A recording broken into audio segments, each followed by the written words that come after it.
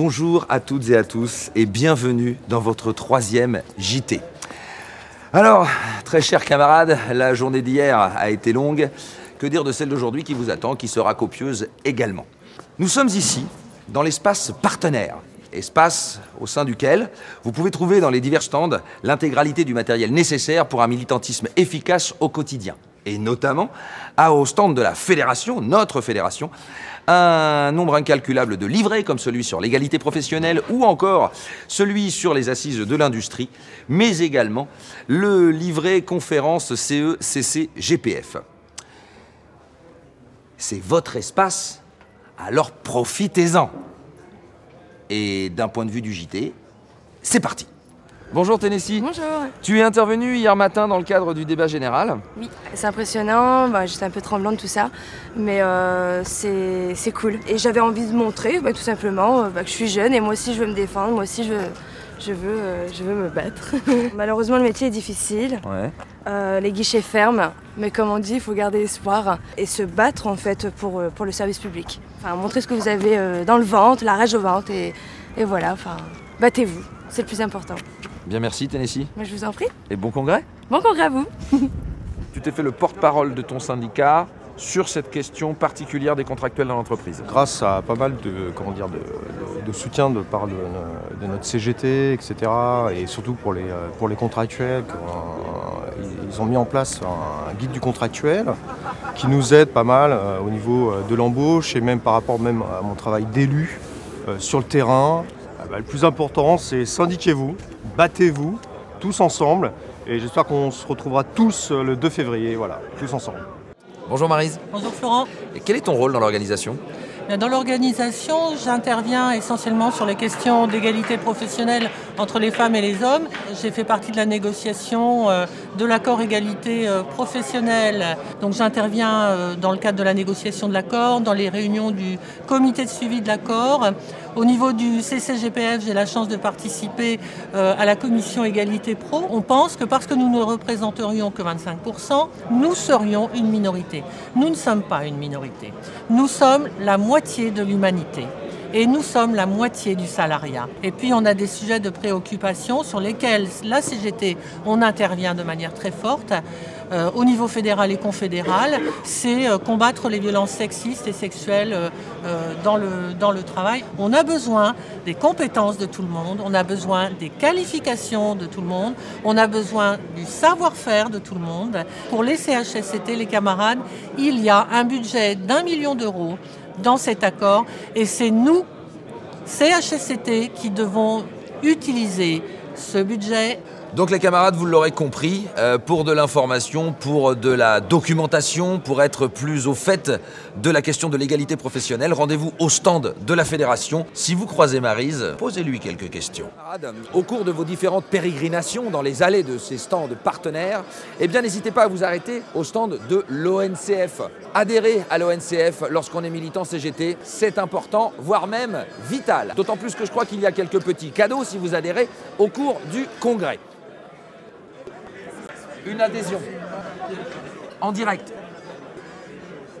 Bonjour mon camarade. Bonjour. Tu viens d'adhérer à l'instant même à l'ONCF. Ouais. Est-ce que tu peux nous expliquer pourquoi ? Pourquoi je trouve ça normal d'adhérer en étant syndiqué à la CGT, de participer pour les enfants de l'orphelinat. Voilà. Nouveauté également d'un point de vue de l'ONCF, le nouveau site internet que vous pourrez consulter quel que soit le support numérique qui est le vôtre, tablette, smartphone, etc. et un nouvel espace adhérent. Bonjour Marie-Claire. On a assisté hier matin au débat interactif sur la question des services publics et de l'industrie. La CGT a lancé une campagne pour réindustrialiser le pays en lien avec les services publics, avec plusieurs propositions, la relocalisation des productions industrielles, le développement des services publics, l'investissement dans l'appareil productif, dans la recherche et dans l'humain, replacer l'humain au centre du processus de production, en particulier avec l'arrivée des nouvelles technologies. Ça signifie investir dans la formation initiale et continue, la qualification, diminuer le temps de travail, développer la proposition de la CGT, du NSTS, du nouveau statut travail salarié. Alors ça fait quand même beaucoup de choses, mais moi qui suis militant, syndiqué, j'ai envie de discuter de ça avec mes autres camarades. J'ai un outil pour ça. Oui, il y a un outil, il y a ce livret. qu'on peut trouver facilement, qui est le support donc, de notre campagne pour les assises du 22 février et pour le printemps de l'industrie du 21 mars. On doit pouvoir trouver ça au stand de la fédération, non? Alors on trouve ça au stand de la fédération et en principe c'est arrivé maintenant à toutes les organisations de la CGT. Je m'appelle Andrei Karabanov, je suis le vice-président du syndicat russe des travailleurs de chemin de fer et des constructions de chemin de fer. Quelles sont les luttes menées par votre organisation syndicale en Russie? J'ai écouté le rapport introductif qui a été fait au Congrès et je constate que nous avons beaucoup de sujets en commun avec les syndicats français. Nous travaillons sur les accords collectifs de branche. Nous essayons de préserver le niveau de protection des salariés. Notre objectif, c'est d'augmenter le niveau de salaire, de préserver la santé et la sécurité au travail et la sécurité des passagers. Donc nous avons beaucoup de thèmes en commun avec les syndicats français. Quel est ton rôle dans cette organisation?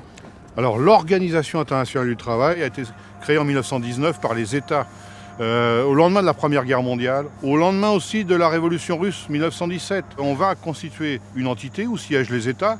Tous les États membres des Nations Unies siègent à l'Organisation internationale du travail, avec des représentants des travailleurs, des représentants des employeurs.